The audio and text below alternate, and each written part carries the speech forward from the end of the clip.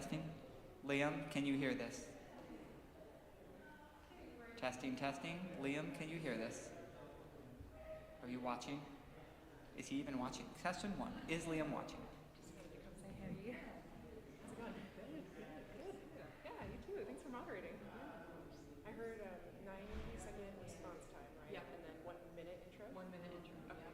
Yeah. Is there going to be a 1 minute closing remark too? Oh, okay. I barely done intros. Okay. So, Testing, testing. I love that. yeah, but I just realized that like, even the length of the intro is already set, that Yeah. would take me. Oh, sorry. I was like, oh, yours is not the worst way. Okay. Jamie's was. Okay, Liam, can you hear me? Testing, testing. Yeah. Hello, everyone online. I think Oh, okay. He needs just a minute, and then he'll be able to check. For everyone who is in here, welcome.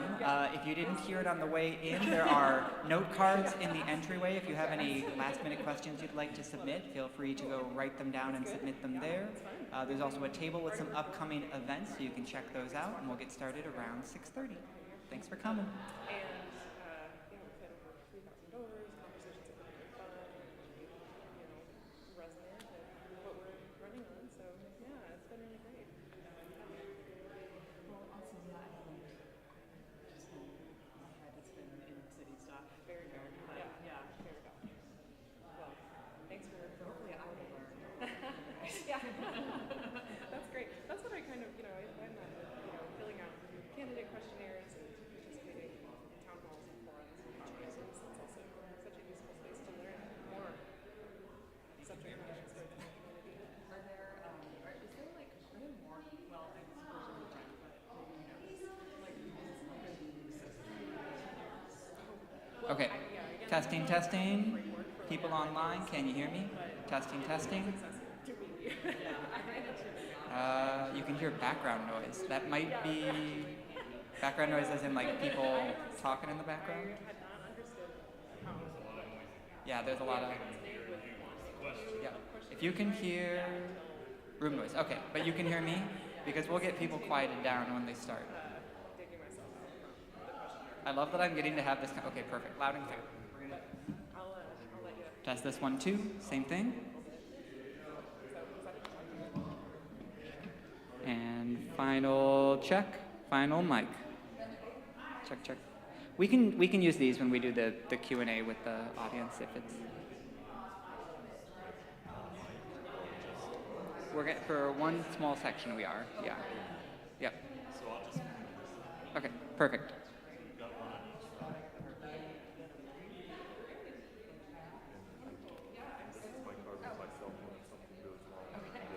Okay. Thank you, Liam. Okay, I think we're good then. Sounds like everyone online can hear us. Thank you so much for your support as always. Enjoy the rest of your evening. I'll let you know if anything comes up.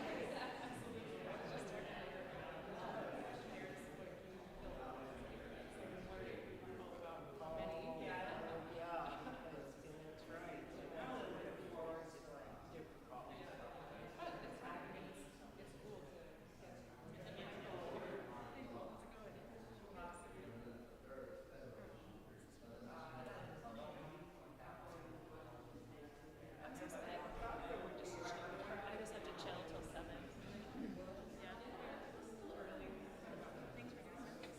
Yeah, I think we're doing Jamie and Hannah for 40, and then Sean's gonna do a Q&A with the audience.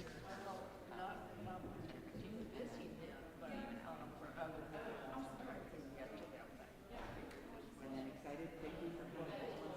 Oh yeah, thank you. Okay, yeah, I'm great. I'm really Yeah. everything's okay. Yes. Sometimes I'll just chat, so I'll just worry about so much better. But I'm loving that there is going to be yeah. No, I think we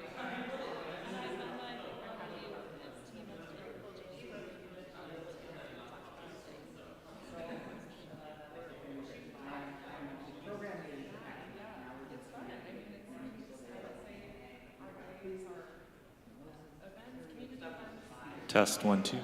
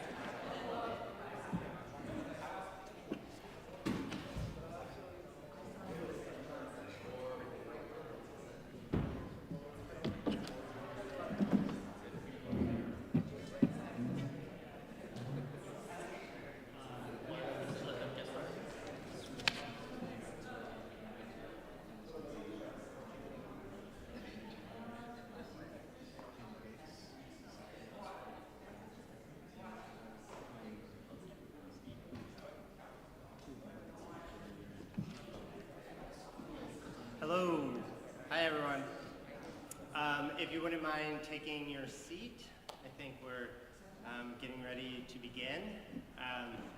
So my name is Curtis Atkinson, and I'm the Vice Chair of the Capitol Hill Community Council. There are three groups who came together to organize this forum. The Capitol Hill Community Council, the 43rd Legislative District Democrats, and Belltown United. Yes. I don't know if you all know this, but it wasn't long ago that Belltown got redistricted into the 43rd, so we're really happy to have this group coming together to put this together. We're also very lucky today to have one of our premier independent journalists moderating this forum. We have Erica Barnett, who graciously is moderating. So the order of events for today is going to be the Senate seat. Then we will have a 15-minute Q&A with Representative Sean Scott. And then we will have the forum for the House seat. The format for each of them is a 1-minute introduction for each of the candidates, and then each candidate has a minute and a half to respond to Erica's questions. And I will be the human timekeeper over here, so if you see my fist come up, that means your time is up, and Erica might rudely cut you off at any moment. So with that, let's kick it off with Erica and the Senate candidates.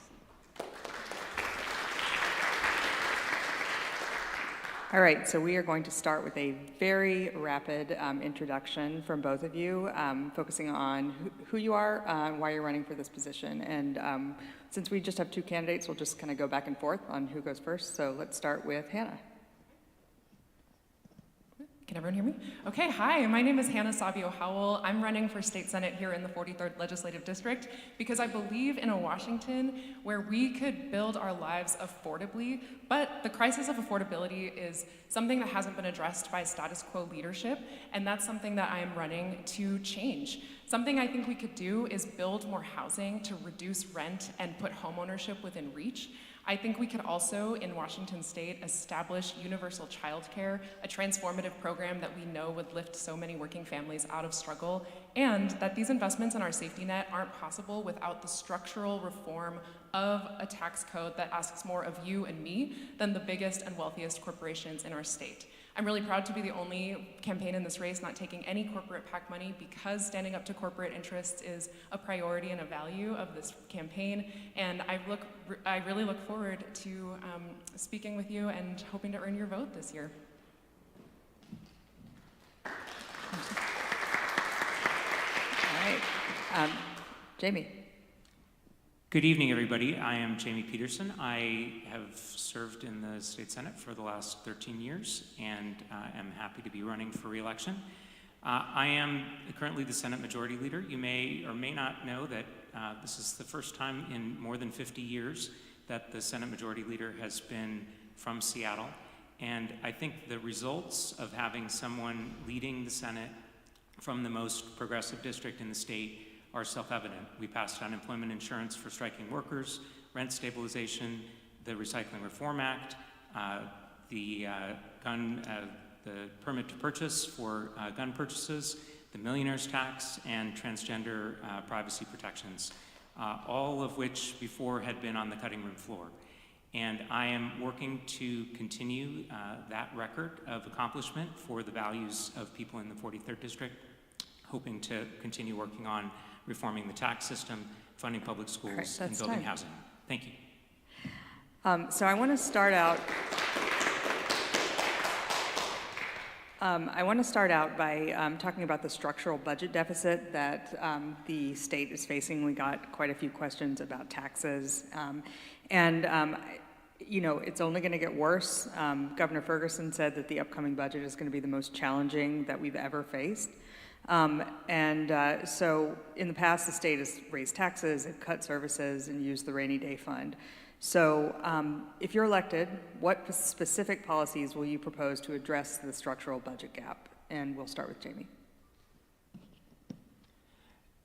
So look, the most important thing to address the structural budget deficit is what we did this last session, passing the millionaire's tax. And I think sometimes people don't appreciate the 15 years of preparation that put us in a position to pass an income tax in a short session.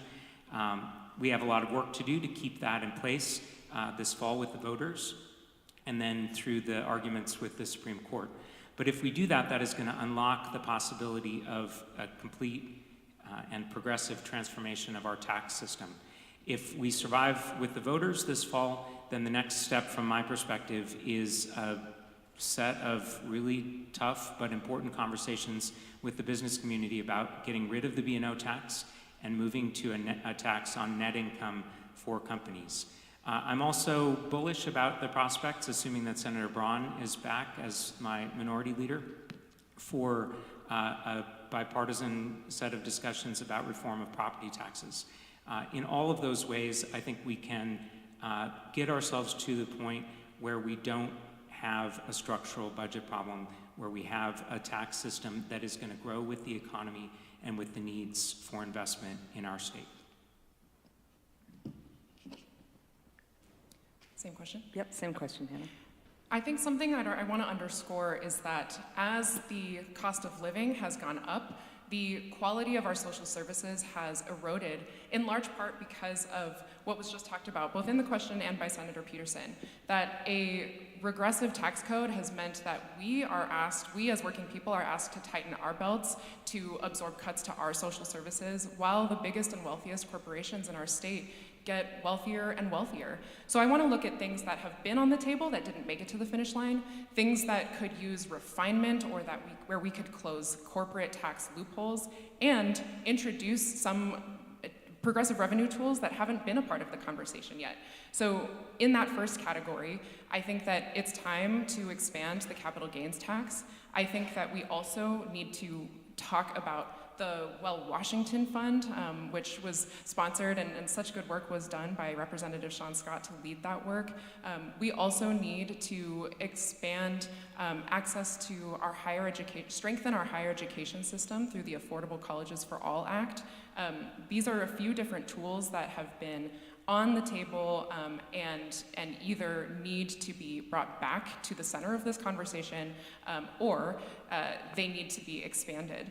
I also think that referring to or uplifting what the senator said about B&O tax reform, there are loopholes in our current B&O tax structure, something that is incredibly regressive. All right, I'll time. button this up. Yeah. So just a quick follow-up on that. I mean, so Senator Peterson, you talked about, passing the millionaire's tax, that closing a lot of that gap. And Hannah, you talked about, more spending that's needed on progressive priorities. So how are you going to pay for it? I mean, the millionaire's tax is not going to close that gap. Do you have a plan? I mean, are you planning, Senator Peterson, to expand the income tax? And Hannah, kind of similar question for you. Is that something that you would want to look at as a revenue option? Because, right now we do have a spending problem, arguably. And I guess who did I start with last time? Jamie's grabbing the mic, so. All right. I'm happy to start. So I'm going to contest the premise about the spending problem. Clearly we are in a constant need to evaluate what are the most important things that we need to spend money on. But I just fundamentally don't agree that there is some vast set of programs and services that the state is doing right now that it ought not to be doing. In fact, the things that we have expanded, since 2019, a lot more help for kids going to college, and since 2021, a lot more help for parents who are struggling with childcare expenses, right? So there's that. I also don't agree that it's necessarily the case that we have a big structural deficit once the millionaire's tax is in place. That depends to some degree what happens with revenue forecast and caseload forecast. It depends what happens with the federal government. And, I'm hopeful that the Democrats retake control of Congress, that we're in a different place fundamentally about the federal government and its relationship, for example, to Medicaid and food stamps. It also, it depends then what also happens with our collections. So all of those, and what the governor does with collective bargaining. Right? So a lot of unknowns, but I think we are in a reasonably good case scenario. We're more or less in balance, and then we can have a conversation further. Thanks. I'd love to highlight places where I agree with the senator and places where I disagree. I think that I, and many of us, I think, would see paying taxes as an investment in our shared prosperity, an investment in our future.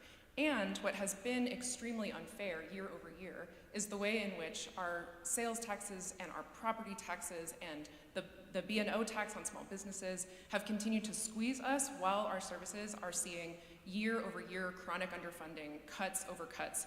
And I think that the reporting that came out recently about how the governor is instructing agencies to cut to the bone because for the next few years until the millionaire's tax revenue comes online, we are experiencing a complete deficit, not only one that we saw coming, but that is of course exacerbated by the Trump regime divesting from states like ours to line the pockets of billionaires. So I think that, I was referring earlier and I didn't get to finish the point about things that haven't been a part of this conversation yet, things like a windfall tax, things like a real estate excise tax progression, making that a more progressive system than it currently is. I think that, I referred to closing loopholes before I got to finish in the B&O tax. There's a services gap where we don't tax currently financial services or tech consulting, and these are loopholes that are costing our state money at a time where we don't have room for that. So to wrap that up, I want to say, I will stop right there. Okay, great. Hopefully, sorry about the time limits, but we've got tons and tons of questions, and a lot of these came in, actually most of these came in from 43rd District members. Would you support legislation that would increase the taxing authority for various jurisdictions like cities, counties, and school districts to go beyond the current cap? And let's start with Hannah for this one. Yes, and I want to look at a few jurisdictions specifically that I want to uplift. One, I think that we need to expand Sound Transit's taxing authority, their bonding authority, because as many people I think are super aware, our projects are at risk. Ballard to light rail to Ballard is at risk. We've had fights over whether we could fund our Graham Street station and get light rail out to West Seattle. So that, I want to say, is a specific jurisdiction that I think of right away where expanding taxing authority makes sense. I also think, we've had a conversation in the state legislature over the years. I used to work for Senator Emily Randall, who did a lot of excellent leadership, who presented a lot of excellent leadership on making it easier for local jurisdictions to pass school bonds and meet the moment on, like I mentioned earlier, the chronic underfunding of our K-12 schools. So those are two I want to highlight, but the short answer is yes.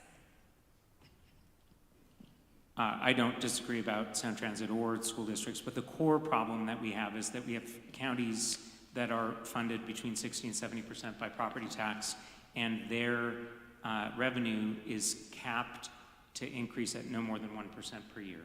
And the cities have the same problem with the property tax, except they rely on property taxes for a smaller percentage of what they do. So the core functions of government, and I will say this applies as well to the state property tax, which is dedicated 100% to public schools. A lot of our shortfall in terms of funding public schools is because of that Tim Eyman initiative that we have never been able to get out from under. I have been the prime sponsor of legislation to increase that cap. We have not been successful yet, and that's part of the conversation that I was referring to earlier. I think that we need to have a larger sort of bipartisan conversation about where we're going with property taxes that may have to include some gives from us, but that would include a change to that revenue growth cap. And I would hope a change to the uniformity clause so that we could have different taxation of residential property and commercial property. And sort of a follow-up, and maybe this can be a 30-second answer. Do you support state funding for sound transit, and do you support 75-year bonds, which would have to be approved by the state legislature? It can be a 2-second answer if you want. We can get to more questions. Yes, and the one sentence thing I'll add is that I see the investment in our future being what public transit requires, that public transit is the future and meets many of the challenges around environmental protection, around life expectancy and physical health, and removes us from a car-dependent world that I think is the way of tomorrow. I support and voted for 75-year bonds, which unfortunately we don't have agreement from the House. The state does support sound transit, of course, in various ways, including free transit for all youth. But I think it would be problematic to have state transportation revenues funding sound transit. I am absolutely in favor of more local authority for sound transit. We got some questions about AI. I'm going to try to condense them into one, although I could talk about AI all night.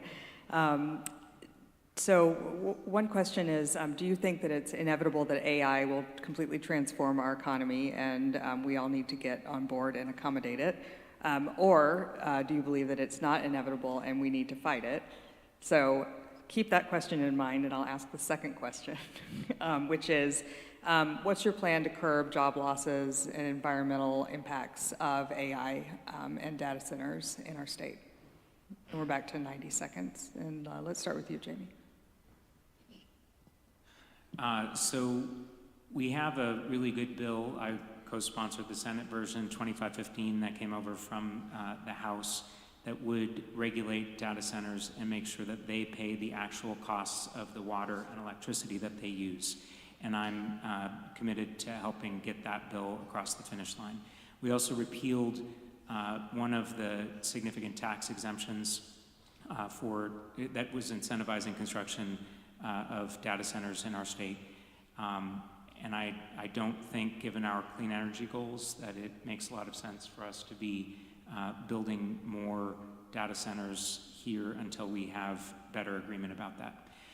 I think AI is here whether we like it or not, and we need to be focused, to some extent it's like climate change. We need to be focused on figuring out how to mitigate the harms that are coming with that. There's going to be a lot of job displacement, and so helping people retool and be ready for an economy that I don't fundamentally think is going to have fewer jobs. I think they're just going to be different jobs, and so we need to help gear up the higher education system and provide incentives for employers to help people succeed and thrive in that new and different economy. I think that, like any multi-billion-dollar burgeoning industry, it's the government's responsibility to step in and regulate when that is affecting our climate, our labor market, our educational systems.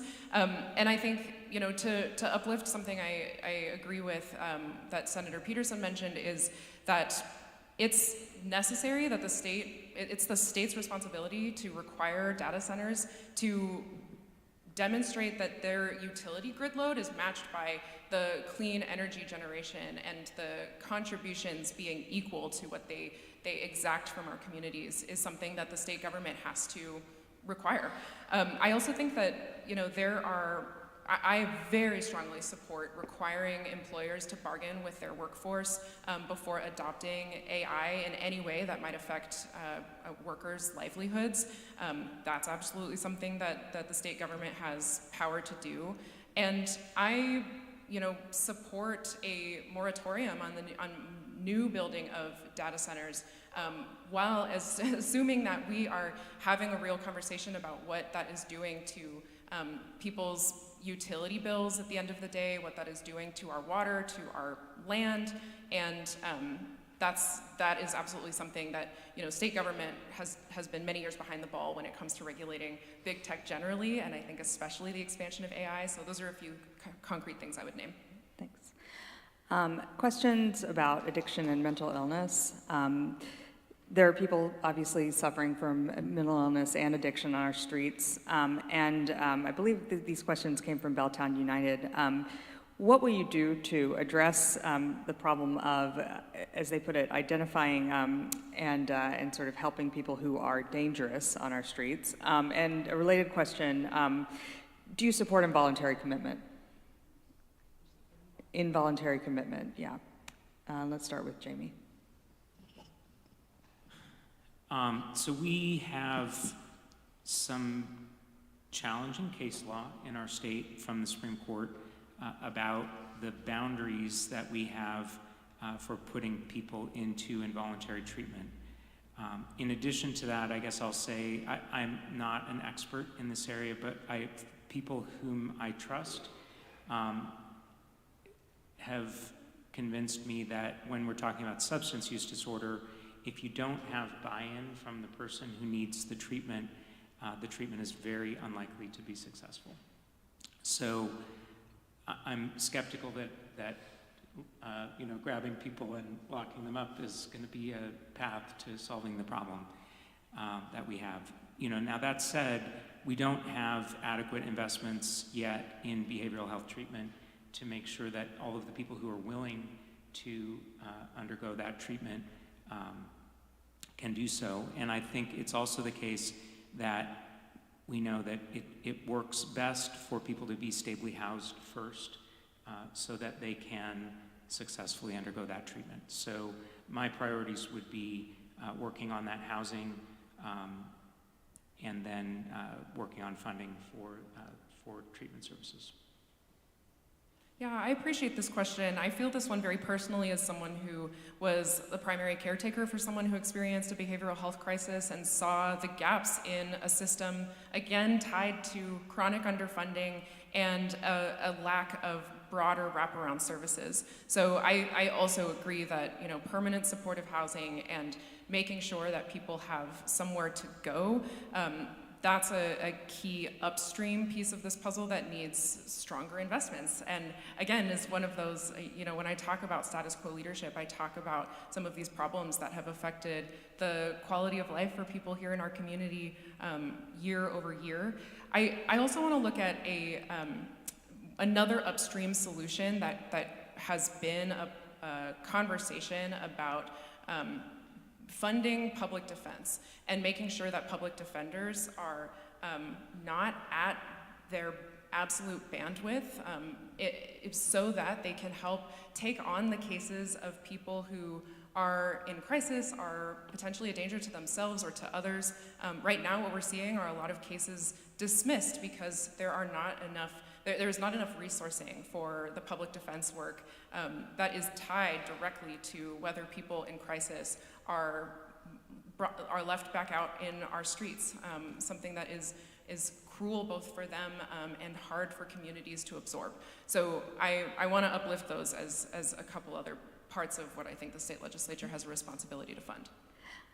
That actually brings up another issue. You're both talking about the need for more funding for treatment and some of these safety net services. The federal government is cutting funding for a lot of those services, and it's falling back on states, on the cities. HUD just announced, a very small amount of funding, relatively speaking, for housing. They're cutting back on permanent supportive housing. What can the state do, and what will you commit to doing to fund some of those safety net services that the federal government is cutting? Let's start with Hannah.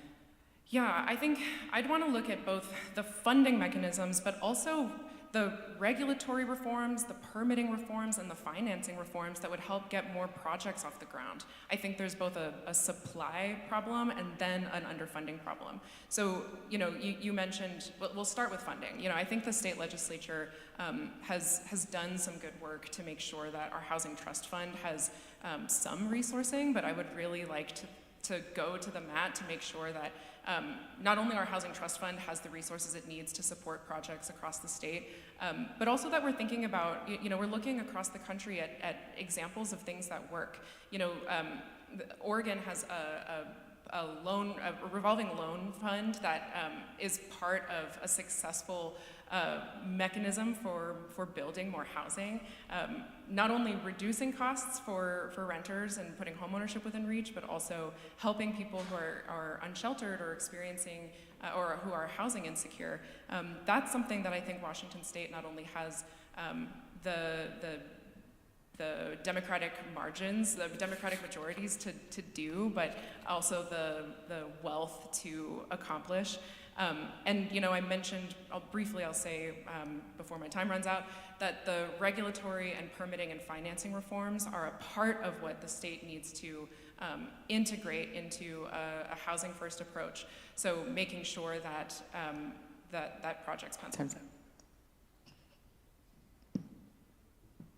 So I think we have I should say first, in this capital budget, we had $770 million of investment from the state in affordable housing. And, I think we have developed a broad consensus that is a really important investment for us to make. We got to be honest, the primary problem that we're facing right now with all housing construction is interest rates, and the decision of this president to send us into war with Iran that's now spiking inflation is probably going to make interest rates even worse. So that's sort of the ocean that's even beyond our control. Now that said, we do actually have a really bold experiment going on in the city with social housing and essentially the creation of an endowment of public housing that is for mixed incomes. And I've had good conversations with the social housing developer about the possibility of expanding that model statewide. I think that is a very promising approach for us potentially. Thank you. I just want to pause and note that if you have questions, I believe there were cards going around, and so if anybody has questions that they want to submit, just hand them to, I think, Ryan. Yep, he's in the back. We got a question about jobs, and I'm going to try to read this. The handwriting is a little... Anyway, I think the gist is, given the loss of jobs in the Puget Sound region last year, how will local employment trends impact your policy priorities in the next session? Let's start with Hannah. Yeah. Well, a little bit of background. I have spent the last 3 years organizing alongside underpaid workers in disenfranchised industries to raise wages and improve labor standards and invest in our ability to enforce those standards. So those industries included the food delivery gig economy, the agricultural industry, the restaurant industry, and the domestic work industry. And something that we know is, especially in the food delivery gig economy, is that workers' livelihoods were so tied to corporate, underregulated or unregulated corporate decision-making, an increased use of AI to shape an algorithm that rewards workers with orders or withholds orders or affects pay. And so working alongside workers as the experts of not only their industry, but also the challenges that we face, especially in the tech industry, was a key part of my work and underscored that policymaking has to happen alongside workers.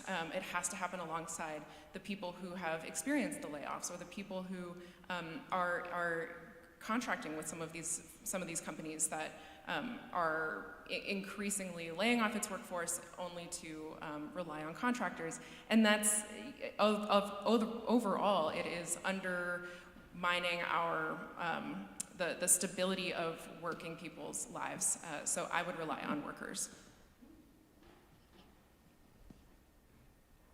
I am very proud to have worked side by side with pretty much the whole labor movement on the creation of the millionaire's tax this year, and also with the business community. And I think it's really important that both halves of that puzzle be present in conversations about economic development and about what we can do to make sure that we have a bright future for the people who have been the victims of really significant layoffs in the tech industry. And then the ripple effects of that. I'll say also that the Boeing company seems to be coming back, and we have I think tried to work hard to put them in a position where they can be back in significant hiring mode. So this, I think it needs to be a large and collaborative conversation among a lot of people who all want the economy of this place to succeed and the Puget Sound to thrive in the long term. Another question from the audience. This person is a state worker, nervous about Ferguson's talk about cuts. Would you commit to protecting public servants, public services, and state workers by, I believe this says, ruling out layoffs and furloughs in the coming session? Start with Jamie. I don't think I can responsibly say that at this point. Not as a blanket rule. We are going to have to figure out how we can pass a budget that gets 50 votes in the House and 25 votes in the Senate and the support of the governor. And I, in my position, cannot take off the table the possibility that there would need to be some reductions in the state workforce. Hannah?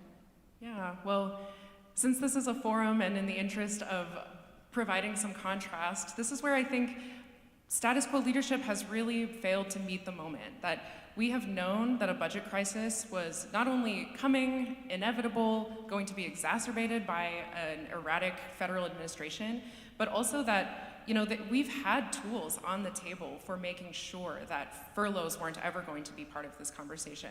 I mentioned earlier that we've known that, yes, the millionaire's tax was a historic piece of legislation.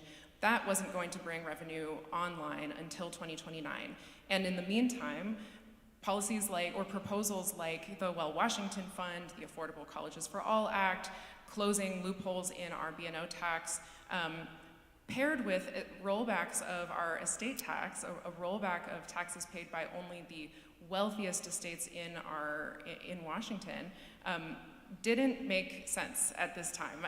That we would not need to cut to the bone and ask working people to tighten our belts if we had been more willing to tax corporations and to make sure that all progressive revenue options were being both taken seriously and given time so that we could mitigate a question like this. But my short answer to which is yes. Great. It's a question about LGBTQ plus spaces. The City of Seattle's comprehensive plan eliminates references to Capitol Hill as a safe space for LGBTQ plus folks. And the language can't be changed once it's adopted for another 10 years. I mean, it can be changed, likely won't. So what would you do to protect LGBT spaces in Seattle as a state legislator, as a senator? Or what have you done? And let's start with, I'm sorry, I'm not keeping track. Who started? Keep me honest here. Let's start with Jamie. We don't really have any role in determining what the city does. I mean, other than sort of jawboning and telling them that that's not acceptable. I was glad that the city finally grew a spine and kept a really hateful religious ministry out of Cal Anderson Park. That ought to be the bare minimum, right, for us, for the historic LGBTQ neighborhood, really of the entire state, not just of the city. But those are city decisions, and frankly, I don't want my colleagues in Olympia making those kinds of decisions for us. Well, this is why addressing the crisis of affordability is the driving force of our campaign. Over the last 20 years, the cost of housing has doubled, and that is something that has directly impacted queer and trans communities' ability to build lives here, and especially increasingly to move here seeking refuge, something that we know is absolutely happening. And I am one such young queer person who came to Capitol Hill in pursuit of safety and belonging, and I found it here. And what I want is for people to be able to do that, to find housing that meets their needs, that allows for people to grow their families, to be near jobs, to be near healthcare. And so what I think is the way to address this question is by fighting for reducing rent and putting homeownership within reach. And that's only going to happen if we're taking aggressive steps at the state legislature to do things like end apartment bans statewide and go further with transit-oriented development and allow for storefronts to be built in residential areas, reforming zoning, so that we can create that sense of place and preserve that culture and make it more possible for queer and trans people to build our lives and seek safety here in this neighborhood. A quick follow-up on that for both of you. The state actually has done quite a bit, and I've been, kind of surprised over the last decade to reform zoning and to reform what cities can do in terms of restricting housing. What should the next priority be, for allowing more housing in the state and in this district? And we'll start with Hannah. Sure, yeah. Well, I think you're right. I mean, famously, the last couple of years, or somewhere in the last couple of years, the legislature finally both passed rent stabilization and reformed some of the very restrictive single-family housing zoning law that was making it very difficult to build housing.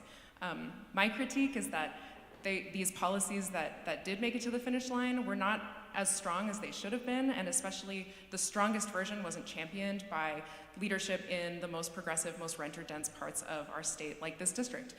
What I think we could do is make sure that we're raising the floor for the units on lots, especially in urban growth areas. I think that we also really need to make sure, like I mentioned, we are ending apartment bans everywhere, and ensuring that we are, this is something I didn't get to elaborate on earlier, that we are making sure that we have mandatory permitting approval for timelines for permitting, that we are eliminating the ability of third parties to weaponize SEPA to get in the way of building more housing.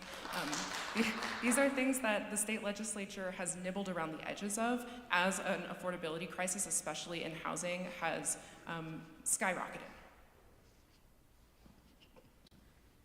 So I've been proud to be in the middle of the middle housing bill, the transit-oriented development bill, the bill this session from Senator Alvarado to allow housing in light commercial zones, the elimination of parking requirements.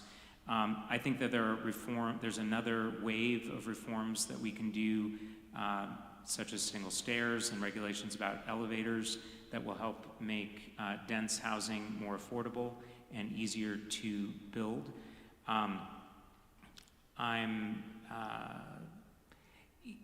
It's a balance always to try to decide how far we're going to go in terms of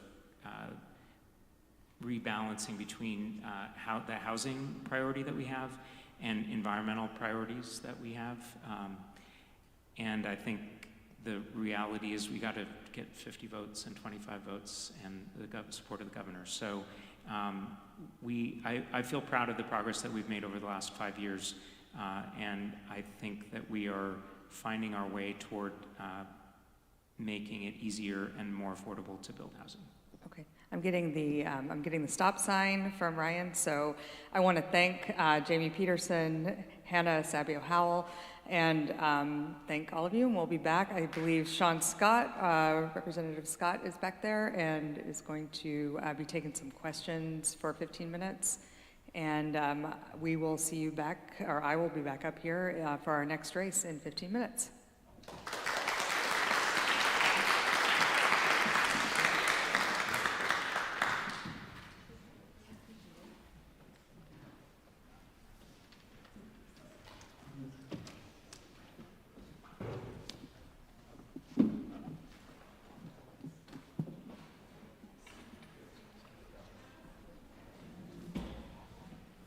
Okay, at this point, we're going to transition to a brief Q&A with Representative Sean Scott. If you have any questions for the representative, we've got 2 mics up here, so feel free to line up.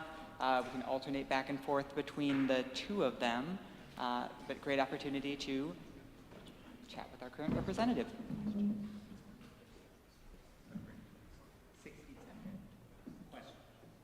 60-second questions? Okay. Please keep your questions under 60 seconds.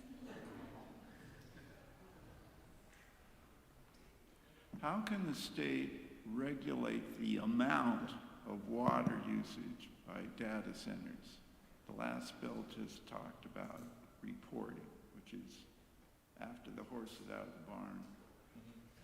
So if I heard the question correctly, it was around what the state legislature can do around regulating the amount of water that data centers consume.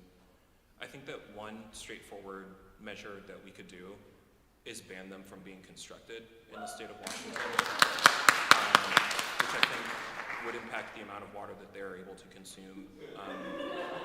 It's also the case that many of these data centers are operated, have opened in areas that previously did not have any difficulties with utilities, power, water, electricity, but that shortly thereafter, and I'm thinking about one that opened in, I believe it was Grant County in specific, a ProPublica report that was done that explained that where this area at one point in time had the ability to source so much hydroelectric power that it sold it to other places and operated with that surplus, residents there are now experiencing a deficit. Washington would not be in a position of leadership on this question. We would be in a position of trailership were we to take the step of banning data centers from being constructed. So I think that the pitch of the conversation and the urgency around the particular issue is such that the regulatory environment can be one focus, but I think in order to get the most that we want out of that discussion, we have to move the Overton window, raise our political expectations, and understand that data centers mean us no good collectively, and we should respond politically in like fashion. Great. All right, so we heard from Jamie and Hannah how they were feeling about the AI job loss situation, and I'm curious what you're thinking about what is inevitable when it comes to AI and what can we still fight against, and yeah, that's kind of the idea. So I'm going to try to tie your the question that was in the comment that you had made with the discussion that we were having earlier around what collectively the state legislature can do to sort of address the impact that AI is having and the president may have in the future. I start from the premise that artificial intelligence already has transformed our economy in all kinds of ways that in many ways we're sort of struggling to catch up to as policymakers. I think first and foremost, you have to think about the fact that AI was designed as technology to divest from human labor. That was the purpose. The purpose was to make it so that wealthy people could access skill, but skilled people could no longer access the wealth that was created as a result of the school that they went to, the studies that they did, the long work that they put into becoming part of a high-wage workforce, which is at this point even still on the chopping block. Many corporations like Facebook, which have shed thousands of jobs, Amazon, which is not too far behind. And so we have to be thinking on the one hand about what we can do to invest in, after many generations of being told that our investments in science, and STEM were going to be the things that brought us to a collectively better place. Too much, unfortunately, of that technology, I think, has been subject to elite capture. So I would wonder what it would look like for us to begin reinvesting in civics, and that includes not cutting funding to higher education, as has been the case in too many legislative sessions in recent memory, actually expanding funding to the workforce education account, lifting caps that cap the amount that large corporations invest in workforce education. There was a discussion earlier around what we could do to better prepare a 21st century workforce. And I think it starts with those kinds of root and seed investments. And also understanding that it is also the case that many major corporations that are now furthering AI technology were part of the discussion in a constructive fashion around funding the workforce education account. I think they tend to forget that having a well-educated workforce is something that benefits everybody generally, especially them. But that's, I think, something that we have to get serious about doing and understanding that when we actually make those root investments in those institutions, it will make Washington also a more competitive state to do business in as well, for what that's worth. Thank you. So one of the biggest costs of renting is paying for the mortgage of the people who own your building. And then when they get their mortgage paid off, they sell the building to make a bunch of money. And then you're paying for the mortgage for these rich people. So what more can the state do to allow and encourage community, city-based ownership of these buildings, especially as they transition between owners? Well, this is a problem that I had come into awareness in my first year as a lawmaker, not this year, but 2025. And the work that I had done on House Bill 1858 closed an exemption that made it so that previously, if you came into possession of a home, you scraped and clawed your way into the middle class, you would have to pay what is called the document recording fee. And it's something that people are generally familiar with across the country. Everyday people understand what this was about. It's generally a small fee that you pay that kicked into investments that we make in the state on low-income housing, housing services. Well, Wells Fargo and Bank of America, some of the giant financial titans that you were underscoring in your question, were not paying this fee previously, even though you were. Bank of America, who has more resources, I would assume, than you do, was not paying this fee. Wells Fargo wasn't. Many of these large financial titans were not doing it, and so what House Bill 1858 accomplished was to end that tax break or that fee loophole and made them subject to the same document recording fee that everybody else has to pay, with any financial transaction that you have. This is but one, and so though I was proud of, being, part of the effort to get that bill passed and writing it, even though if you look at the bill language, the writing was like literally just striking out the line that said, that called attention to the financial institutions. It's one tool and it's one step, but I think in general, I believe that the legislature could use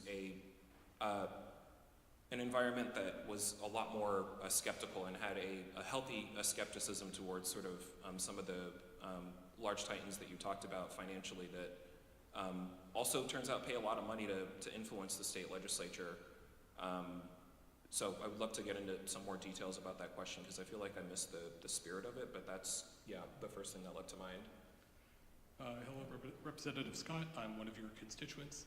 I was wondering if you've read any of the housing plan rolled out by Mayor Mamdani's administration in New York City.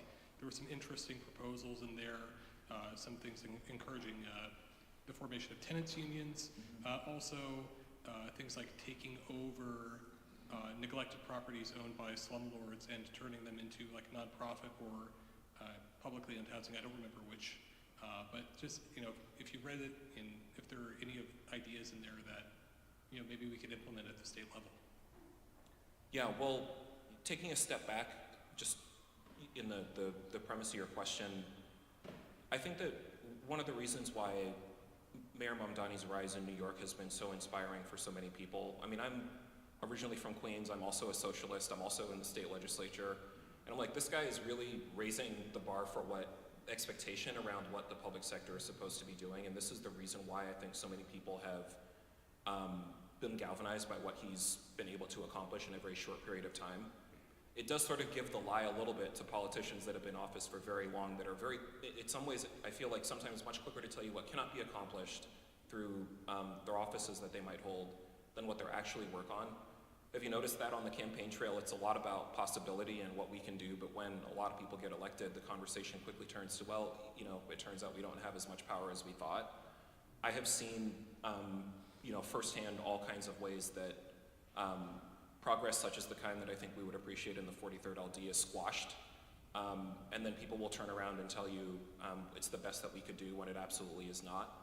So Mayor Mamdani, with respect to the housing question, what Frederick Engels I think called the housing question, is tremendously inspiring because he's actually shown what it looks like when you have government officials take seriously tenants' rights, right? I was proud to stand alongside Representative McRae. It was her bill that advanced rent stabilization and made that law for the first time last year.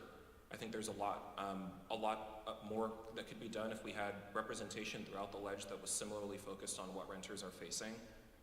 So I would say one of the things I would focus on is the fact that you have a lot of landlords across the state that are making use of taking advantage of vagaries within the Landlord-Tenant Act which says very clearly if you have a basic repair, for example, that has not been completed after 10 days, you're breaking the law. I think that making the language that is within that act a lot more explicit could actually do a lot for many people who are facing unaccountable landlords across the state, people that are facing, landlords that are trying to own and operate one of the most basic social goods that we have is, basically carrion that can be bought and flipped. And I think that were we to do that, we would find that our life outcomes in our state would be a lot better, especially for young and struggling people, and renters, of which the 43rd LD is 73%, would benefit greatly as well. As an overeducated working class person, I've got a couple things I'd like to run by you. The first one is when I went to college, and quite a number of years ago, state institution, I paid 20%, the state paid 80%. If I would choose to go back to college today, that would be reversed. And that is a priorities decision the state has made. But you might think about that, but the main question I have is, does the state of Washington believe in democracy? We're having, at this point, the real estate and development interests are going to the state legislature, putting one size fits all on the entire state. Now, the entire city of Seattle is not the same. Capitol Hill is different from West Seattle, Ballard, other areas. But we are having a stealing of the state has the authority. State is using authority, and do we trust the locals to make any decisions at all, and how far are you willing to go? There are two parts to your question. One was a very important complaint around the cost of higher education, which I think we should do well to listen very, very closely to. I got out of school in 2008, which was, I think, the last year before you saw a dramatic spike in the cost of in-state tuition. That's right. And it was the legislature at that time, right, in the 2010 session, that made the decision to, balance the budget of, a state that was teetering as a result of the financial crisis, largely on the backs of students. And at the time, we were told that many of those were temporary measures. They were not. The price of tuition, if anybody has noticed, has not gone down since then. And so there are a lot of things that we can do. In specific, I think Representative Reed's bill that would have removed the cap that large corporations pay on their B&O revenues that fund the workforce education account. This is a bill that was stymied 2 years in a row. My first year in Olympia last year, I watched it die an unceremonious death. This year, it seemed to be, even further beyond the pale than it was the year before. And I think that that's really unfortunate, and the cost of that is going to be measured in students having a harder time learning, fewer people wanting to go to college, and a general civic malaise that comes about when people do not have easy access to very affordable education. The second part of your question, I'm not sure I understood completely, but the germ of it to me had to do with the tremendous influence that the real estate industry in particular has on the state legislature. There's one fun fact. That's not traditional state legislature business. This is something relatively new. So one fun fact about our state's tax code, landlords don't pay business and occupation taxes, which is kind of odd because being a landlord is a business and an occupation for many people. And so that's something that we should really consider changing. Then Senator, now Insurance Commissioner Patty Cooter had introduced a bill that would have changed that. I believe that was in the 2021 session. So I look forward to taking up that work at some point in the near future. The Department of Revenue used to publish every year a list of all the tax that were not collected, all the little giveaways. Yep. I assume they still do, Yeah. and that might be fertile ground to look at who's not paying. Yeah, absolutely. As we get ready to take the last question from the person behind you, and I do think the moderator might be looking to get to the person who's asking the next question, but you're absolutely right that the Department of Revenue, every couple of years, I believe it is, publishes a document that basically explains what all of the tax giveaways and loopholes there are. it's something that's worth looking into, and I promise you that it's my preferred Friday night reading these days. Was how far are you willing to take authority away from the cities and counties? Yeah, appreciate you. Hi, Rep Scott. Thanks for taking questions. So how can the state help get Sound Transit 3 projects on track, literally? I see what you did there. So I agree with statements that were made earlier around granting, I believe it was bonding capacity. I was a little bit troubled to hear something along an idea expressed something along the lines by my seatmate around the idea that it's not necessarily the role of state government to further transit projects. I think that I can't really say that I agree. I mean, I think that that's not a particularly informed thing to say when you consider that Sound Transit is a regional transit entity, when the bulk of our transportation corridor that's running right here through the 43rd would benefit from a public investment in public transit. I mean, you think about what the state's climate or emissions goals might be. It's kind of hard to think about how we would reach any of those if we were not investing in mass transit through the most populated LD in the state. So definitely, I think the first thing that we should do is do the reading. That's one thing that I think would get us to a place where we kind of understand better what the impacts that we do the impacts of things that we do in Olympia might have on people back in our districts. Let's hear it for Representative Scott.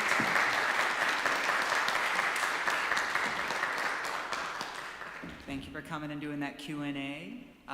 Next, we're going to transition to our second and final forum for the evening.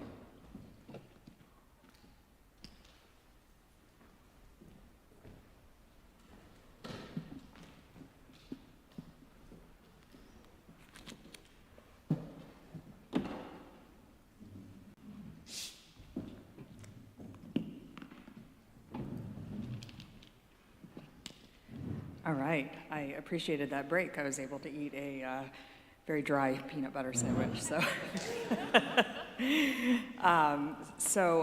We're now moving on to the second half, and our candidates for this half are, and you told me how to pronounce your last name, and I wrote it down, so I just got to shuffle my papers. I'll be Clendenin. Clendenin. Yes.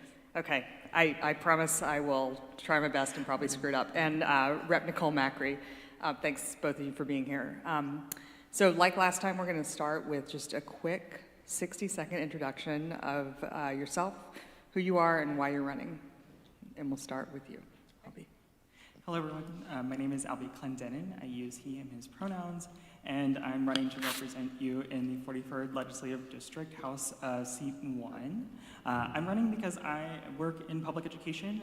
Higher education, especially to me, is incredibly deep and meaningful to me, and I see that as our state, more than anything, we need to reinvest in our students and our educators to ensure that they are given all the tools they need to ensure that our students and our region is successful in pushing through our future goals and struggles that are awaiting us coming up, whether it's AI, whether it's housing.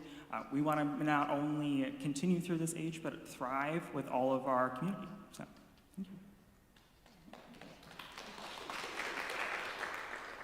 Hi everyone, I'm Nicole Macri, and I currently serve in the House of Representatives. I am running for re-election for many of the same reasons why I first ran for office. I think we live in the best district in the state of Washington. We certainly live in the most progressive district in the state of Washington, and I know anyone who fills a seat in representing the 43rd Legislative District is going to be progressive. But what we really need are legislators who are going to dig into the issues that are most important to the people in this district.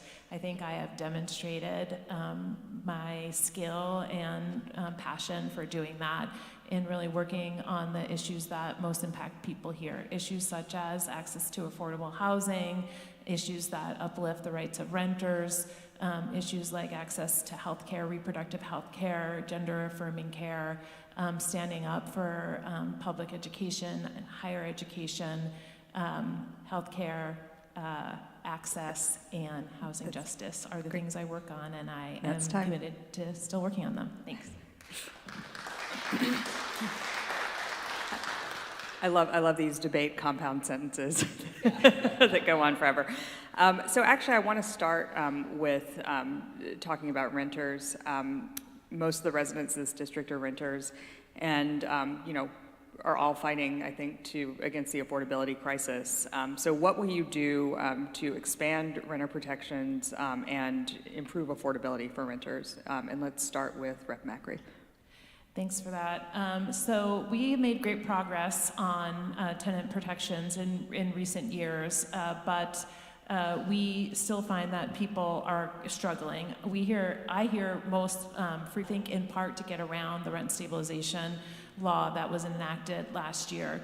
One thing that we did last year with rent stabilization was to include very strong Attorney General enforcement on rent stabilization, but that does not go far enough. We actually need Attorney General enforcement for the entire Residential Landlord-Tenant Act. It's something that I am committed to working on this next session. I anticipate, like all tenant protection work, it will be very challenging work to move through the Washington State Legislature, but I am committed to it. I am in contact with folks in the mayor's office about the good work that they're doing on junk fees. Our original rent stabilization bill had very strong regulations around fees. We had to make a strategic concession to move rent stabilization along by taking out that piece of the bill to get it out of the House and to the Senate. I think we have demonstrated what we thought would happen is happening, and landlords are using fees to get around rent stabilization, and I think we will, building on Seattle's work, be able to bring that back and work hard to regulate fees at the state level as well. All right, Albie? I agree with Representative Macri that I think targeting junk fees is an incredible way for us to be able to advocate for renters and to help make sure that everybody can afford to live in our beautiful city and state.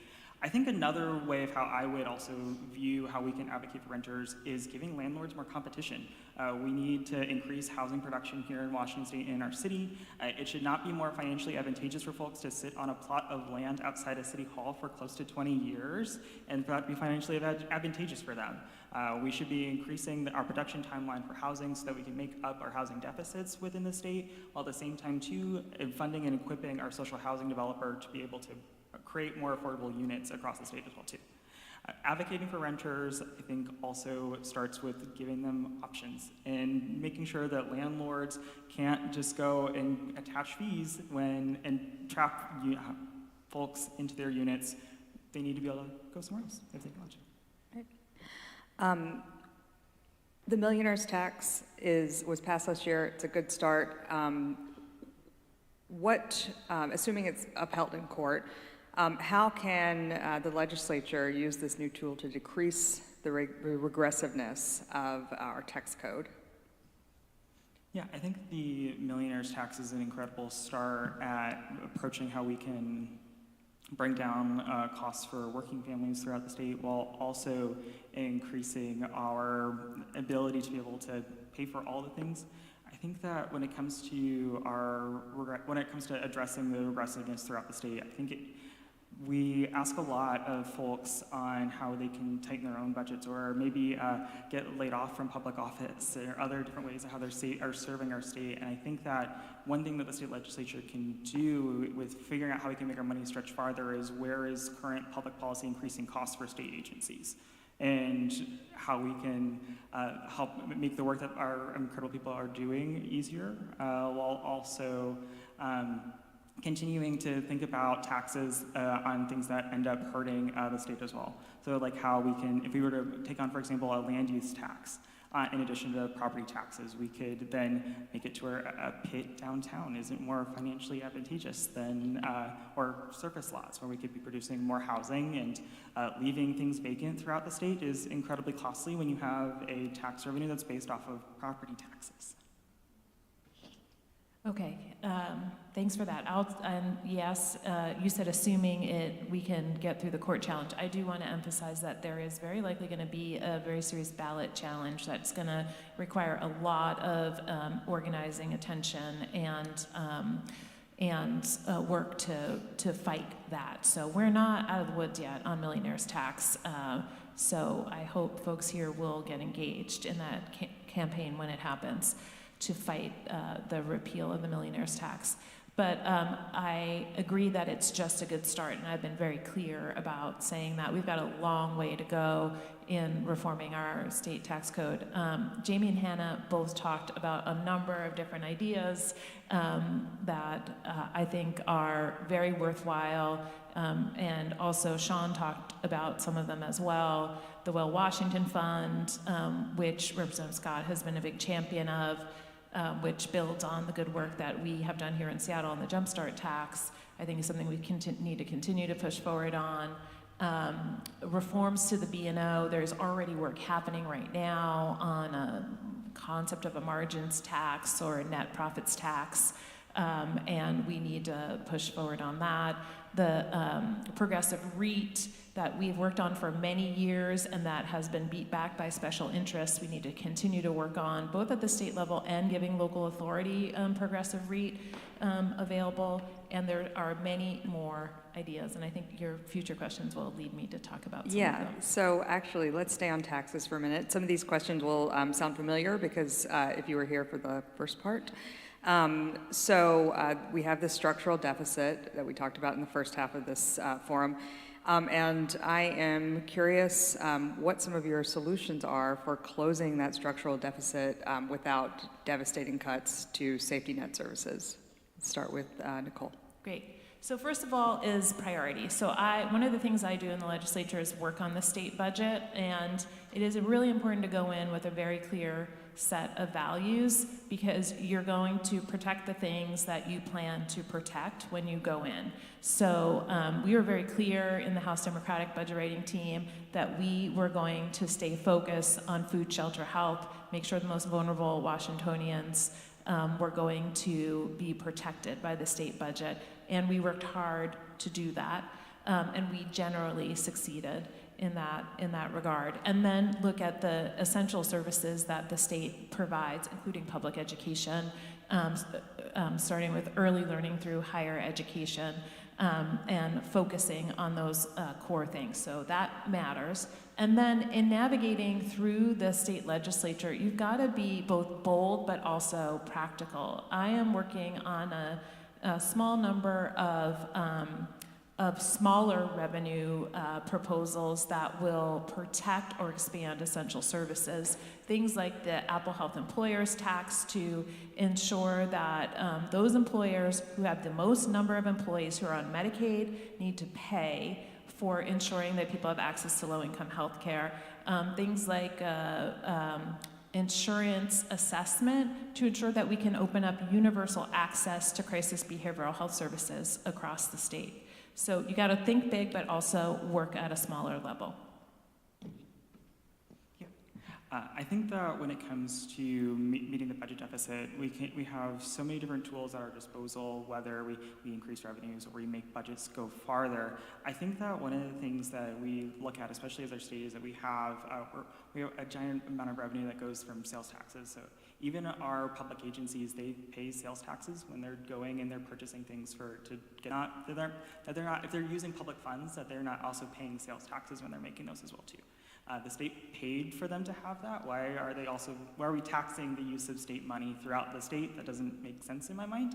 And additionally, I think too that we have opportunity for how we can make sure that the state is able to find little different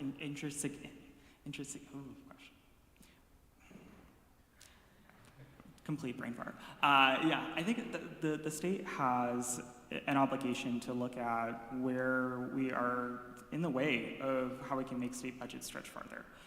Whether that is, take for example, if you are a state employee, your health insurance is probably administered by a private company in some form or fashion, yet most of the healthcare in the state is administered by public hospitals and public hospital systems. So why are we paying private companies to tell us whether or not our public money should be paid out to pay for someone's healthcare? All right. Thank you. So major investments in public education this year. and that's the state's paramount duty. Given this dire budget situation that we're facing, how will you work to fully fund education? Let's start with Albie. Yeah, I think looking at public education and how we can fund it throughout the state, I think first off we need to make sure that some of the largest contributors to our tax base are actually paying the taxes that we're supposed to be taxed on. Closing tax loopholes throughout the state will help us to be able to continue to provide essential services and make sure that folks are getting what they need. Looking at as well too, I think proposing a land use tax in Seattle makes a lot of sense. We should not have vacant lots in some of the most densest parts of the city, or have like single lot parking. I think it's insane that right across from Pike Place Market, you have a flat surface lot for parking amongst some of the most and that's some of the most valuable real estate in our state. It should not be financially advantageous to keep parts of Seattle at ground level when there's been decades spent actually making that ground level in the first place. Like, we can build up and create a stronger tax base stronger property tax base whenever we can make sure that our properties are being used and are worth something more than just parking. Great. And, oh, go ahead. Do you want me to talk about yes, of course. Public Sorry. education? Yeah, so this is always a top priority for the legislature. So in the 25 session, we made major investments, particularly in special education, removing this artificial cap that was on the percentage of special education funding that can go to schools, and making adjustments to the formula to drive more dollars into special education. This will again be a very big issue. I've talked to many education advocates about the need to continue to invest in special education, and a big problem that we have in Seattle is how the transportation formula works in public education, so I am particularly focused on this. We are going to face, and the governor's message has been quite dire over the last week about the unprecedented budget challenges we will face. And again, I think it's going to be about priorities that won't make the budget challenges go away, but we're going to, in some cases, need to make additional investments, and public education is likely one of those places.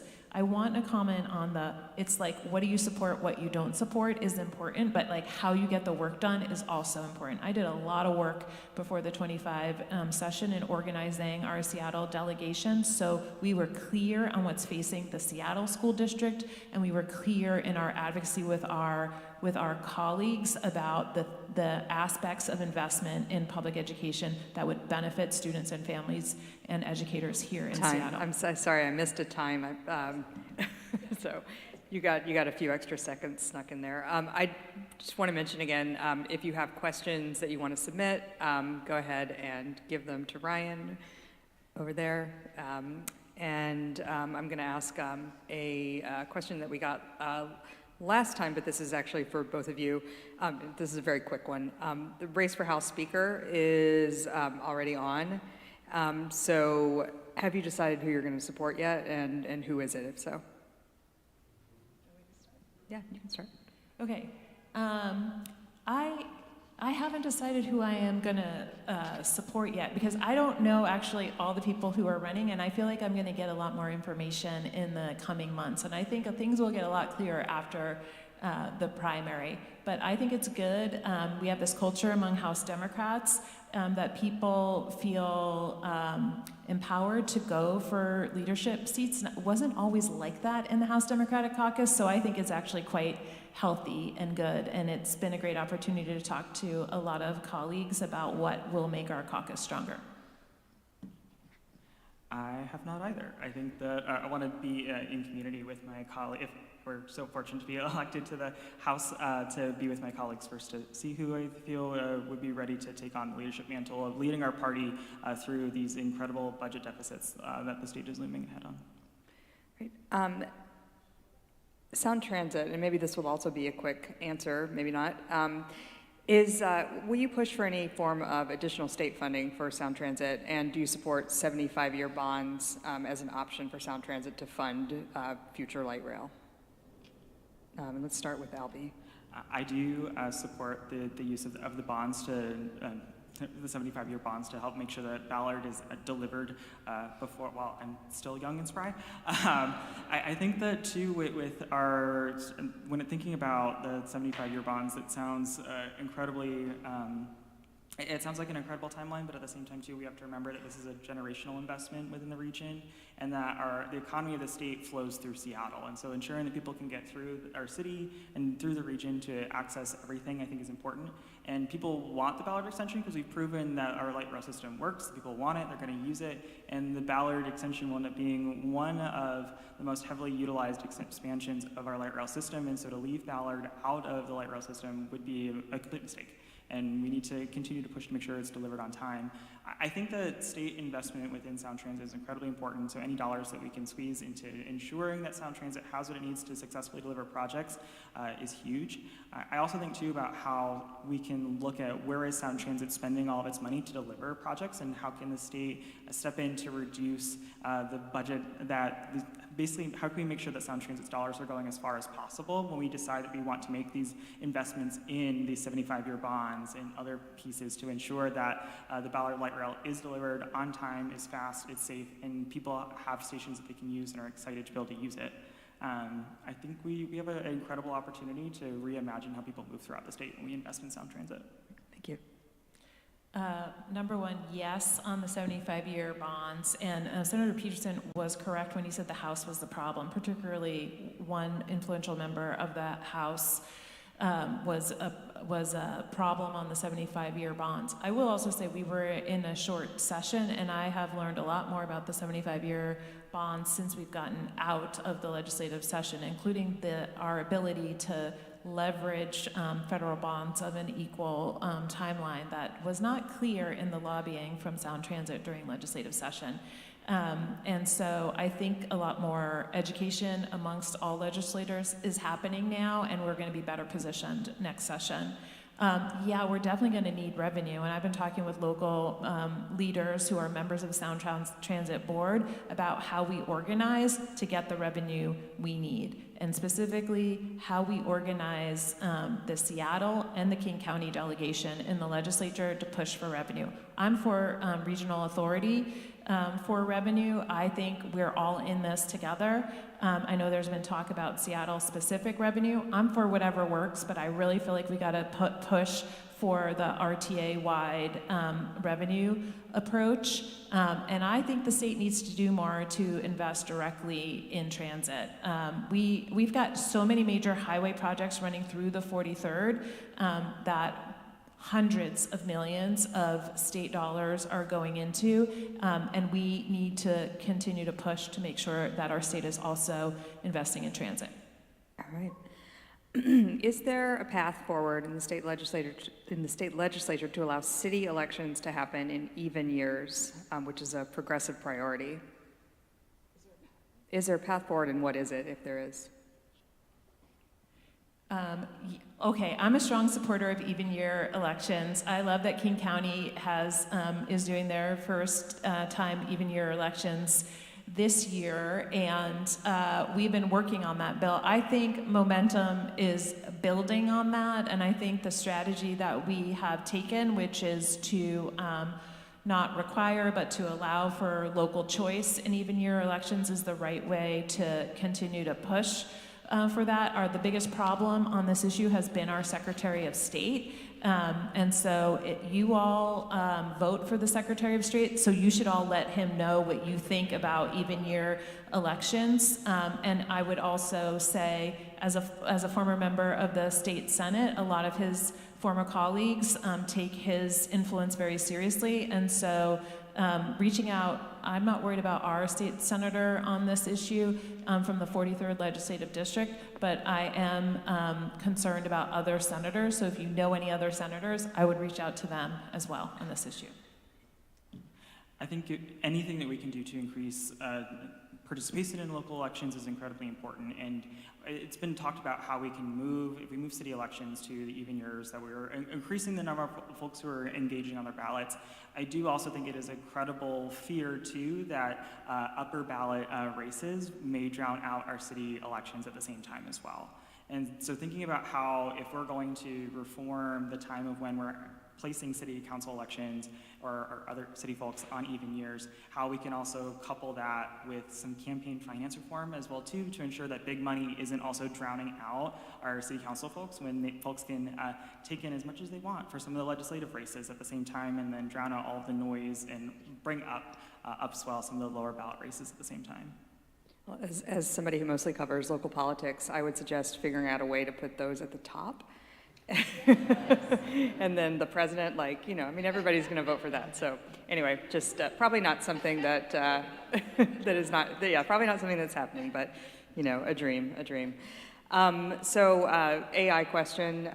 So do you think AI is inevitable, and that we should be, or the sort of triumph of AI, I guess, and that we should be bending ourselves to accommodate it? And then secondarily, what is your plan to address job loss and environmental impacts and other impacts from AI data centers and AI itself?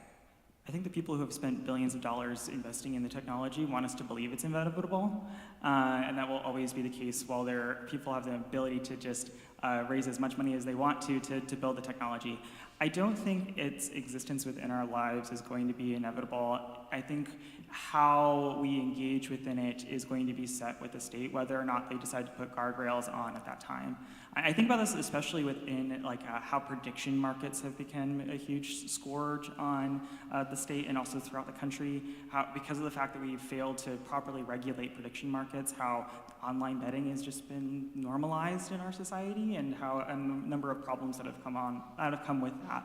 And so thinking about AI and its impacts throughout the state, whether it's job loss or environmental protections, I think I don't think we should ever accept the idea that some folks who have invested billions of dollars into this, that it is inevitable as much as they want to sell it to us.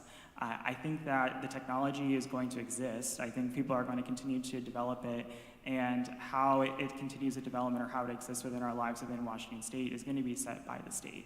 I think that one of the things that we have an opportunity to do is make sure that we attach those guardrails. So we should ban surveillance pricing now before it becomes normalized within the state. I think New York just had an incredible bill that they're proposed in their state legislature right now. Maryland passed a similar reform as well too. But also big money is making sure that we don't put up those guardrails and accept that it's inevitable. So we need to act now. Yeah, I agree with all of that. I would say that definitely surveillance pricing. I want to say, is AI inevitable is a weird question, because AI is here. We're already responding to it, and we're already feeling the impacts, and we're already doing policy making on it in a variety of different ways. Aside from sort of the big AI regulation bills that we continue to try to push forward that have not made so much progress. But we see threats to workers. So AI in public employee bargaining is something that we will continue to push for, to make sure that workers have control over their working conditions, and that AI doesn't take that over. I will also, in addition to surveillance pricing, which I think is really important, I'm hearing more about surveillance wage setting. So this is particularly true for gig economy workers like Lyft and Uber drivers, where these mega corporations are using AI to sort of set people's the availability, the access they have to their income. And so doing regulation around that. Nurses this year had us put in title protection, making sure that we define nurses as human beings. And so I think there are just going to be a tremendous variety of ways we're going to regulate around AI. I want to tell you all this. I'll tell you later. You can what's happening in the 40th. Tell everybody in the next question, maybe. There's a question about graffiti on I-5. This is, I don't know if the person who asked this is still here, but I'll sum it up. I mean, they're saying that essentially the graffiti happens on I-5, the city of Seattle pays to clean it up, and WashDOT, the state Department of Transportation, is essentially left off the hook. So I am wondering, first of all, is that an accurate description of how things are happening? And what are you doing to address that, if anything? Should the state be paying for that on their own property? And let's start with Nicole.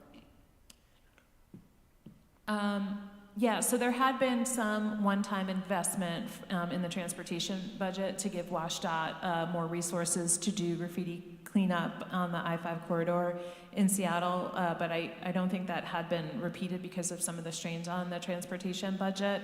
I do think that making sure that WashDOT participates in the work to keep the I-5 corridor looking good and safe primarily is really important. So that is, it's not like a top issue for me, but I think that it's an important issue. The thing I was going to say before, if I may, is that our offices in the 43rd are hearing frequently from folks who are already experiencing AI-related layoffs. It feels to me very similar to the early days of COVID, where folks in our district were impacted the earliest, in part because we have so many restaurant and hotel workers.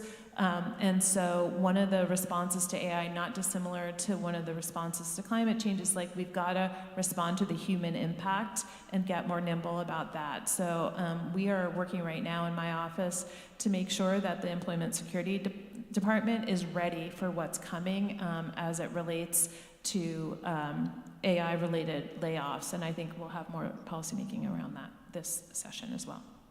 Do you need the question repeated, or you good? Okay, Go for it. great. Okay. I think that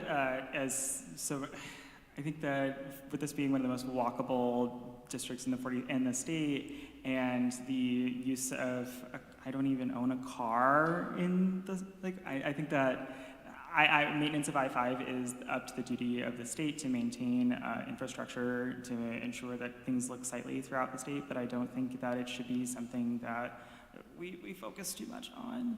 I think we have opportunities to refresh the tunnels and the I-5 corridor whenever they do regular maintenance. So we have time for it, but I don't want to give more money to roads. So. All right. Let's see. Do you think the governor should use his executive powers to call the legislature into session full time in order? And I'm just reading this from the way it was, but I agree with this. So, in order to overcome Republican intransigence regarding the constitutional amendment necessary to create a full-time legislature. And Nicole, I know you work for DESC, so this would—I don't know if you want to give your day job, yeah. Oh, yeah. So I don't know if you want to give your day job up, but do you support bringing the legislature into session full time? Yeah, I do support a full-time legislature. I think that moving into a full-time legislature, I think that managing a state of millions of people is full-time work. To say that it's part-time means that we are less nimble to be able to address budget deficits throughout the year. I also think, too, that it provides the opportunity for us as a state to lead amongst the country to solve our problems and to address issues throughout as things come up. I also think that with creating a full-time legislature, it has to come with some form of political finance reform as well, too. The more opportunities that we give for big money to be entrenched during the legislative session, we'll start to decide what we're talking about, what the state is actually taking up, and we'll make it harder for progressive candidates to get into the state house. I think that we have an obligation to serve the state and to ensure that we're being reflexive to solving problems. And so if we can't get as far as having a political finance reform and getting us a full-time legislature, I think we should see the governor pulling the legislature back into session more often to solve individual problems, because we have, I think there's a crisis for almost every public issue that throughout the state right now, and so it would be good on us as stewards of the state to do the work of passing legislation, to be nimble, and to make state budgets stretch farther when we know that when the state legislature comes back in January that they've got to do something. Okay. You know, we as a fairly progressive state look to a lot of other progressive states often for policy that they have set. States like Massachusetts, New York, California, et cetera. All those states have full-time legislatures. We do that in part. We look to those other states because they have more time to deliberate on legislation because they are full-time. So I do support the idea that we move towards more time in Olympia to work on this meatier, stickier issues than we have time for with this 105-day and 60-day. Whether or not have the governor call us into session. So it just really, the thing about calling a special session is that it has to be about a very specific topic, and so it just depends on who the governor is and what their priority might be. So I'm not sure exactly how I feel about that. It may be, if there's a specific issue that we could rally the governor to call us back for, potentially, but I'm just saying it potentially can cut both ways. I totally agree on this campaign finance reform issue, and there are a couple of states have worked on this. We are very hamstrung by the Citizens United Supreme Court decision of several years ago, but Montana has done some work on this. Hawaii has recently done some work on this. There is work happening here in Washington for next legislative session around that, and I think that is important. I do think money in politics is the reason why we don't get most nice things. Okay, we're getting in a the state. compound sentence. Do I have time for one more question, or are we out of time? Out of time. One final question. Okay. So I guess I want to go back then to the tax questions and some of the social safety net problems that we're facing at the federal level. Again, HUD is cutting funding for homelessness and for permanent housing. They're anti-permanent supportive housing. They're the federal administration is anti-everything. What are you going to do to help patch that social safety net that's falling apart in the legislature? I think that when it comes to our relationship with the federal government, especially with the Trump administration, I think we can even look at some of the legislation that's been proposed in Oregon, where we pay more in federal taxes than we receive in federal benefits. And so if the federal government, for example, isn't going to grant declarations of emergencies after we've incurred a variety of different things within the state, then we should withhold federal tax dollars from leaving Washington.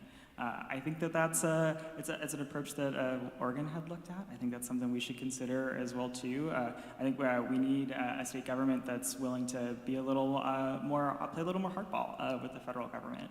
I think too, when it comes to our tax base as well too, is making sure that the best way we can respond to the federal government is ensuring that we continue to have a tax base that is able to grow with the needs of the state and is progressive in revenue, and also that we're actively working to grow the state at the same time as well.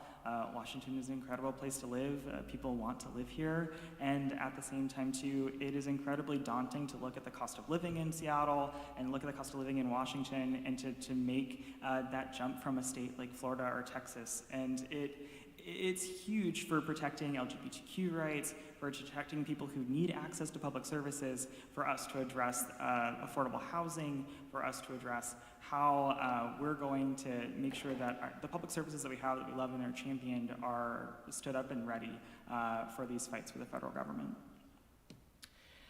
I just want to underscore that these threats are real, they're big, and they're super urgent. The Trump administration today just pulled out all the, hopefully there'll be litigation against this, but they just pulled all the homeless service dollars out of LA County. And I wouldn't be surprised if we were next here in the Seattle area because of many reasons. But I will say that the thing to do is you gotta organize, and you've gotta stand in your values that Washington State is not gonna succumb to these federal threats. So, I've been doing that on housing. It's like an all levels of government, effort to make sure that folks understand the ramifications. So working closely with city, county, electeds, my colleagues at the state, from the governor's office and from Patty Murray's office, on what are we going to do to make sure that we are fighting back and ensuring that we're retaining the federal dollars that we deserve, and fighting the Trump administration when they try to hold them back. And then what is our mitigation strategy, and making sure that we have one, and that it's planned, and that everyone is participating, meaning city, county, state, and our congressional delegation is all working in alignment. Similarly, I'm doing something very similar on Medicaid, as the threats to low-income healthcare come very fast at the people of our state. Thank you. All right, and that is it for our forum. Thank you to our candidates. And I'm going to hand it back over to Ryan. Yeah. And let's hear it for our moderator, Erica Barnett. Let's hear it one more time for all of our candidates, both for coming out to the forum and also for putting themselves out there and running for public office. And then let's finally give a big round of applause to the Capitol Hill Community Council, Belltown United, and the 43rd LD Dems for hosting this event. If you live in the 43rd, get involved in these amazing organizations. There's some posters of some various events on the table out there. Check out when the next Capitol Hill Community Council meeting is and go attend if you live in the neighborhood. Belltown has a wonderful mural walk that they're going to be doing for a week. Go check it out. It's a super fun event. I went last year. It was great. And if you're free on this Sunday, the 43rd is hosting a Pride event. We've got a drag queen MC. Nicole Macri is going to be there, along with Alexis Mercedes Rink and Deion Foster. We'll have brunch. We'll have $5 mimosas, and the last hour is karaoke. It's pay what you can, so you can come for free, or you can help us cover some of the costs. You can check out some flyers for that on the way out as well.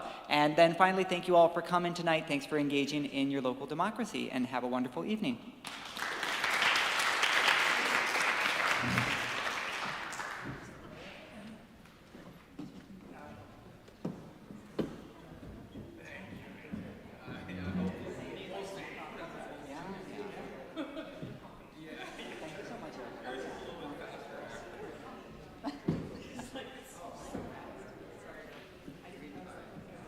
No, yeah, it's my fault. I was moving around. I was like, oh, I'm going to keep the question. And I was like, oh, yeah.